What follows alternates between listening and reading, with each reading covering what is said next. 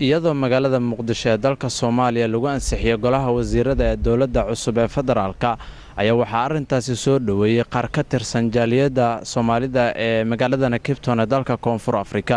Haddaba telefishinka caalamiga Somali Channel ayaa fursad u siiyay inay codkooda ku beeriyaan jaaliyadaha kale ee caalamka. Bismillahir Rahmanir Rahiim. Magacaygu waxaa la yiraahdaa Nabad Ibrahim Xasan Umar. waxaan ka mid ahay dadka jaaliyada ku nool South Africa gaar ahaan Cape Town. dareenkeenu aad buu u kacsan yahay. waxaan soo dhaweynaynaa xukuumadda cusub wasiirada la magacaabay ee haddana la ansixiyay. waxaan leenahay ha noqdaan kuwa dalkooda iyo dadkooda wax u qabta, cadaaladda wax u qabta, sinaanna wax u qabta, shaqadii loo magacaabana u guta si sharaf leh iyo kalsooni. cadaaladda wax u shaqada u guta ha noqdaano.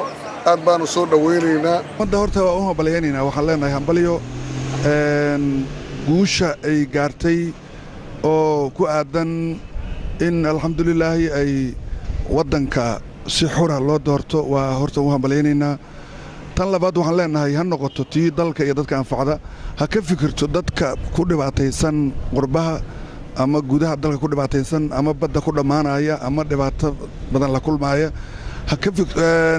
sida uu ballan qaaday madaxweynuhu oo warkiisa ka dhageystay wuxuu ballan qaaday cid kasta ama qoys kasta oo Soomaaliya dawladdu inay ogaad doonto waxa miiska u sarqaawa warkaas ka dhamayna leeyahay.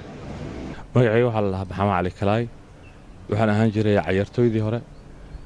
macnaha waxaan aaminsanahay dawladii hore ee la soo dhisay wadanka dibadiisa ayaa lagu soo dhisay laakiin dawladii hore way ka duwan yihiin. waxaan aaminsanahay waana taageersanahay dawladahan boqolkiiba boqol.